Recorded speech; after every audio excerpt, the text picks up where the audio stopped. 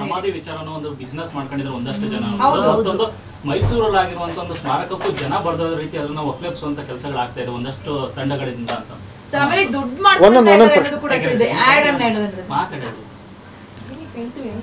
ಅದೇ ವ್ಯಾಪಾರೀಕರಣ ಅಲ್ವಾ ತಾವು ಹೇಳ್ತಿರೋದು? ಹೇಗೆ ವ್ಯಾಪಾರೀಕರಣ ನನಗೆ ಹೇಳಿ ಸರ್. ಕೆಲವರು ಅಭಿಮಾನಿಗಳು ಅಲ್ಲಿ ಸೇರ್ಕೊಂಡು ನಾವು ಅದ್ ಮಾಡಿಸ್ತೀವಿ, ಇದ್ ಮಾಡಿಸ್ತೀವಿ, ಪೂಜೆ ಮಾಡಿಸ್ತೀವಿ, ಊಟ ಹಾಕಿಸ್ತೀವಿ, ರಕ್ತದಾನ ಮಾಡ್ತೀವಿ, ಅದ್ ಮಾಡ್ತೀವಿ, ಇದ್ ಮಾಡ್ತೀವಿ ಅಂತ ವ್ಯಾಪಾರೀಕರಣ ಮಾಡ್ಕೊಂಡಿದ್ದಾರೆ ಅಂತ ಕೂಡ ಒಂದು ಸುದ್ದಿ ಇದೆ. ಸೊ ಅವರು ಮಾಡ್ಕೊಂಡಿದ್ದಾರೆ. ಹೌದೌದು, ನೀವಲ್ಲ ಸರ್, ಅವರು ಅಭಿಮಾನಿಗಳು ಕೆಲವರು ಹೆಸರಲ್ಲಿ ಈ ರೀತಿ ಕಾರ್ಯಕ್ರಮಗಳು ಮಾಡ್ತೀವಿ ಅಂತ ಹೇಳಿ ಹಣ ಮಾಡ್ಕೊಂಡಿದ್ದಾರೆ ಅನ್ನೋದು ಕೂಡ ಕೇಳಿ ಬರ್ತಾ ಇದೆ. ಒಂದು ಕಡೆ ಅದು, ಇನ್ನೊಂದ್ ಕಡೆ ಮೈಸೂರಲ್ಲಿ ಸ್ಮಾರಕ ಆಗಿರೋದ್ರಿಂದ ಇಲ್ಲಿ ಸಮಾಧಿ ಇದ್ರೆ ಸಮಸ್ಯೆ ಆಗುತ್ತೆ, ಎಲ್ರು ಅಲ್ಲಿಗೆ ಅಭಿಮಾನಿಗಳು ಹೋಗ್ಲಿ ಅನ್ನೋ ಉದ್ದೇಶ ವಿಷ್ಣು ಕುಟುಂಬಕ್ಕೆ ಇದೆ ಅನ್ನುವಂತ ಮಾತಿದೆ ಸರ್. ಇದ್ರ ಬಗ್ಗೆ ಏನ್ ರಿಯಾಕ್ಟ್ ಮಾಡ್ತೀರಾ? ಅದಕ್ಕೋಸ್ಕರ ನಾವು ಇದನ್ನ ಇದು ಮಾಡಿದ್ದೀವಿ ಅಂತ ಆ ತರ ಮಾತು ಅಭಿಮಾನಿಗಳಿಂದನೇ ಕೇಳಿ ಬರ್ತಾ ಇದೆ. ಅವ್ರು ಹೇಳಿದ್ದಾರೆ, ಅವ್ರು ನಿಜವಾದ ಅಭಿಮಾನಿಗಳಲ್ಲ. ನಾನು ಅದೇ ಹೇಳ್ತಿರೋದು, ಅವ್ರ ವಿರುದ್ಧವಾಗಿ ನಾವು ಇದ್ದೀವಿ. ಅವ್ರು ನಿಜವಾದ ಅಭಿಮಾನಿಗಳೇ ಅಲ್ಲ. ಅವ್ರು ನಮ್ಮನ್ನು ಕೇಳಿದ್ರ, ವಿಚಾರಿಸಿದ್ರ, ಅದ್ರ ಹಿಂದೆ ಇರತಕ್ಕಂಥ ಆ ಜನ ಯಾರು ಅದನ್ನು ತಿಳ್ಕೊಂಡ್ರ, ಪತ್ತೆ ಹಚ್ಚಿದ್ರ, ಏನೂ ಗೊತ್ತಿಲ್ಲ ಅವ್ರಿಗೆ. ನಮ್ಮ ಬಗ್ಗೆ ಆರೋಪ ಹೊರಿಸ್ಬಿಟ್ರೆ ನಾವು ಯಾಕೆ ಅದನ್ನು ಮಾಡ್ತೀವಿ?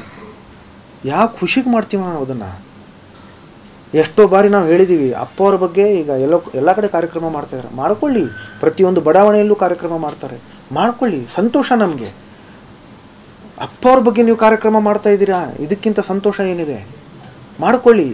ಬೆಂಗಳೂರಲ್ಲೂ ಇರಲಿ, ಮೈಸೂರಲ್ಲೂ ಇರಲಿ, ಸಂತೋಷನೇ ಅಂತ ಹೇಳಿದ್ದೀನಲ್ಲ. ನಾನು ಅದಕ್ಕೆ ಆ ವಿಡಿಯೋಗಳನ್ನು ಕಳಿಸಿದ್ದೀನಿ. ಇಲ್ಲೂ ಇರಲಿ, ಅಲ್ಲೂ ಇರಲಿ ಅಂತ ಹೇಳಿರ್ತಕ್ಕಂಥ ವ್ಯಕ್ತಿ ನಾನು, ಅಥವಾ ಹೇಳಿರ್ತಕ್ಕಂಥ ಕುಟುಂಬ. ನನ್ನ ಕುಟುಂಬನ ನಾನು ಪ್ರತಿನಿಧಿಸ್ತಾ ಇದ್ದೀನಿ. ಭಾರತೀಯಮ್ಮವರು ಇವತ್ತು ನಮ್ಮ ಇಲ್ಲಿ ಇದರಲ್ಲಿಲ್ಲ, ಪತ್ರಿಕಾಗೋಷ್ಠಿಯಲ್ಲಿ. ಆದರೆ ಅವ್ರ ಮಾತುಗಳನ್ನು ನಾನು ಹೇಳ್ತಾ ಇದ್ದೀನಿ. ನಾವು ಯಾಕೆ ಇದನ್ನು ತೆರವುಗೊಳಿಸ್ಬೇಕು ಅಂತ ಅಂದ್ಕೊಳ್ತೀವಿ? ಆ ಥರ ಮನಸ್ಸು ನಮ್ಗೆ ಬರುತ್ತೆ.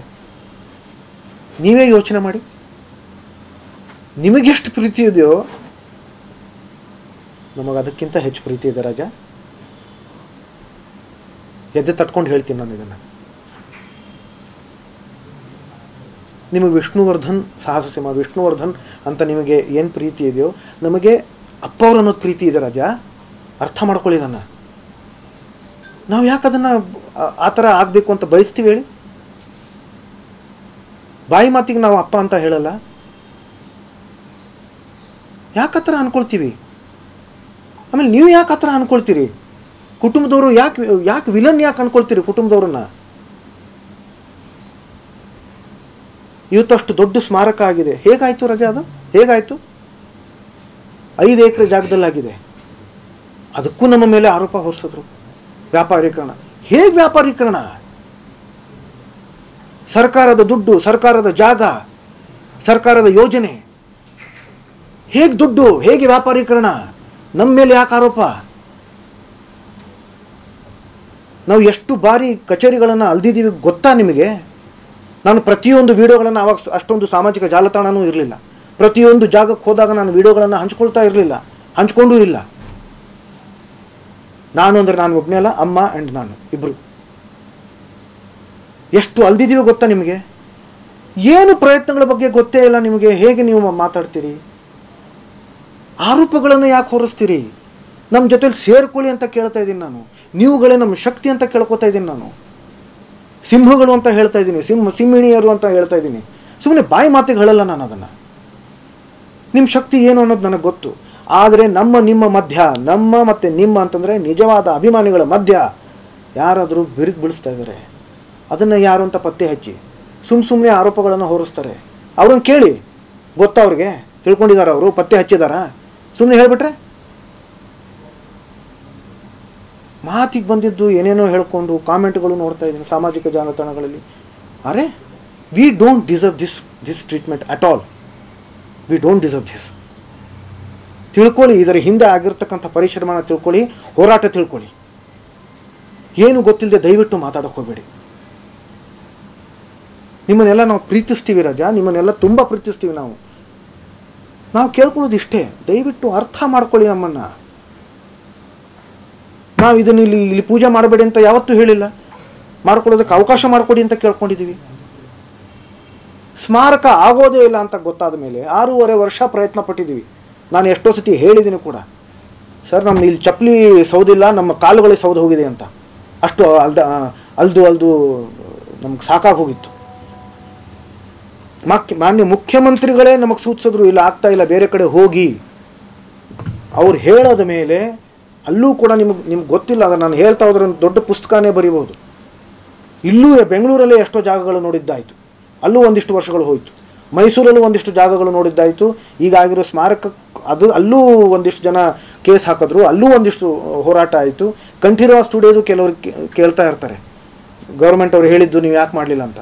ಅದು 2018 ಸುಮಾರೇನೋ ಕೇಳಿದರು ನಮ್ಮನ್ನು. ಆಗ ಆಲ್ರೆಡಿ ಮೈಸೂರಲ್ಲಿ ನಮಗೆ ಜಾಗ ಕೊಟ್ಟಿದ್ರು, ಜಾಗದ ಬಗ್ಗೆ ಎಲ್ಲ ಮಾತುಗಳಾಗಿದ್ದು. ಕೋರ್ಟ್ ಕೇಸ್ ಏನೋ ಒಂದು ಸ್ವಲ್ಪ ದಿವಸದಲ್ಲಿ ಮುಗಿಯುತ್ತೆ, ಅಲ್ಲೇ ನೀವು ಸ್ಮಾರಕ ಕಟ್ಟಬಹುದು ಅಂತ ಹೇಳಿದರು. 1 ಜಾಗ, 2 ಜಾಗ, 3 ಜಾಗ, 4 ಜಾಗ, ಈ ಥರ ಜಾಗಗಳು ಬದಲಾಗ್ತಾನೆ ಹೋಗಿದ್ವು. ಅದಕ್ಕೆ ಅಲ್ಲಿ ಆಗ್ತಾ ಇದೆ, ಈಗ ಇನ್ನೂ ಆಗ್ತಾ ಇದೆ. ಕೆಲವೇ ದಿನಗಳಲ್ಲಿ ಆಗೋ ಸಾಧ್ಯತೆ ಇದ್ದಾಗ ತಿರ್ಗಾ ಕಂಠೀರವ ಅಂತ ಹೇಳಿದ್ರೆ ಆವಾಗ ನಾವು ಅದನ್ನು ಬೇಡ ಅಂತ ಹೇಳೋದು. ಅದನ್ನು ಅರ್ಥ ಮಾಡ್ಕೊಳ್ಳಿ. 2009 ಡಿಸೆಂಬರ್ 30ಕ್ಕೆ ಕಂಠೀರವಾದಲ್ಲಿ ಮಾಡ್ತೀವಿ ಅಂತ ಹೇಳಿರಲಿಲ್ಲ ನಮಗೆ. ಅದು ಕೆಲವರು ತಪ್ಪಾಗಿ ತಿಳ್ಕೊಂಡಿದ್ದಾರೆ. ಕೆಲವು ಪದಗಳನ್ನು ಹೇಳೋದಕ್ಕೆ ನಮಗೆ ಕಷ್ಟ ಆಗುತ್ತೆ. ಆದರೆ ಇಲ್ಲಿ ಹೂತು ಹಾಕಿರೋ ಜಾಗ ಅಲ್ಲ, ಇದು ದಹನ ಮಾಡಿರ್ತಕ್ಕಂಥ ಜಾಗ ಇತ್ತು.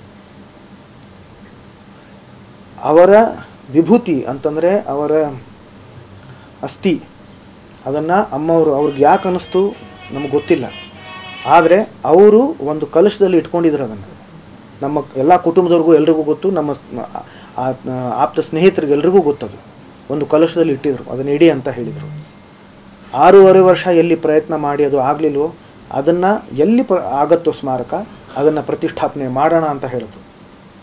ಆಮೇಲೆ 2 ವರ್ಷಗಳ ಹಿಂದೆ 2023 ನಮ್ಮದು ಯಾವಾಗ ಅಲ್ಲಿ ಮೈಸೂರಲ್ಲಿ ಸ್ಮಾರಕ ಆಯಿತು, ಅಲ್ಲಿ ಅದಕ್ಕೆ ಮುಂಚೆ ಒಂದು ತಿಂಗಳ ಹಿಂದೆ ಅಲ್ಲಿ ಪೂಜೆ ಮಾಡಿ ಪ್ರತಿಷ್ಠಾಪನೆ ಮಾಡಿ, ಈಗ ಅಲ್ಲಿ ಏನು ಪುತ್ಥಳಿ ನಿಂತಿದೆಯೋ ಅಪ್ಪ ಅವ್ರದ್ದು, ಅದು ಆ ಒಂದು ಕಲಶದ ಮೇಲೆ ಆ ಒಂದು ಅವರ ಅಸ್ಥಿ ಮೇಲೆ ಅದು ನಿಂತ್ಕೊಂಡಿದೆ. ಅವ್ರು ನಿಂತ್ಕೊಂಡಿದ್ದಾರೆ ಅಲ್ಲಿ. ನಾವು ತುಂಬ ಶ್ರದ್ಧೆಯಿಂದ ಕೆಲಸ ಮಾಡಿದ್ದೀವಿ ಇದರ ಹಿಂದೆ ಸಾಕಷ್ಟು ಪರಿಶ್ರಮ ಇದೆ, ಸಾಕಷ್ಟು ಹೋರಾಟ ಇದೆ. ದಯವಿಟ್ಟು ನಮ್ಮ ಮೇಲೆ ಆರೋಪಗಳನ್ನು ಹೊರಿಸ್ತಾ ಇರಬೇಡಿ.